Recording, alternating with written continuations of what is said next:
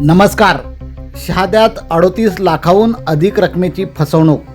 Bank अधिकाऱ्यासह तिघांवर गुन्हा. विश्वास संपादन करून खात्यामधून पैसे वळवले. साक्षीदारालाही 11.5 लाखांचा फटका. नंदुरबार जिल्ह्यातील शहाद्यातून एक धक्कादायक बातमी समोर आली आहे. विश्वास संपादन करून तब्बल 38 लाखाहून अधिक रकमेची फसवणूक केल्याचा गंभीर आरोप समोर आला आहे. या प्रकरणात बँक अधिकाऱ्यासह तिघांविरुद्ध गुन्हा दाखल करण्यात आला आहे. ही घटना शहादा तालुक्यातील मोहिते परिसरातील कमलताई हाऊसिंग सोसायटी येथे घडली आहे. फिर्यादी प्रल्हाद नरोत्तम पाटील, वय वर्ष 77, हे सेवानिवृत्त प्राचार्य असून त्यांनी याबाबत शहादा पोलीस ठाण्यात आर्थिक फसवणूक झाल्याबाबत गुन्हा दाखल केला आहे.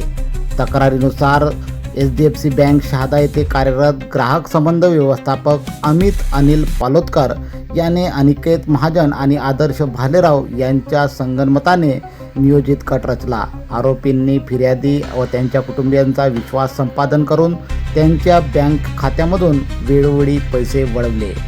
ही आर्थिक फसवणूक सन 2024 पासून ते 22 एप्रिल 2026 या कालावधीत घडल्याचे समोर आले आहे.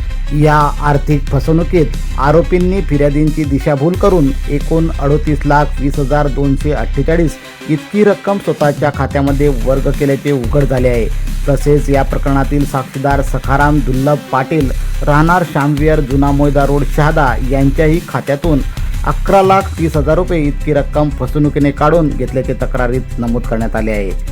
विशेष म्हणजे आरोपींनी मोबाईलवर येणारे बँकेचे संदेश डिलीट करून पुरावे नष्ट करण्याचा प्रयत्न केल्याचाही आरोप करण्यात आला आहे. या प्रकरणी शहादा पोलीस ठाण्यात विविध कलमांन्वये गुन्ह्याची नोंद करण्यात आली आहे. सदर आर्थिक फसवणुकीबाबत पोलीस निरीक्षक हेमंत कुमार पाटील यांच्या मार्गदर्शनाखाली पुढील तपास सुरू आहे.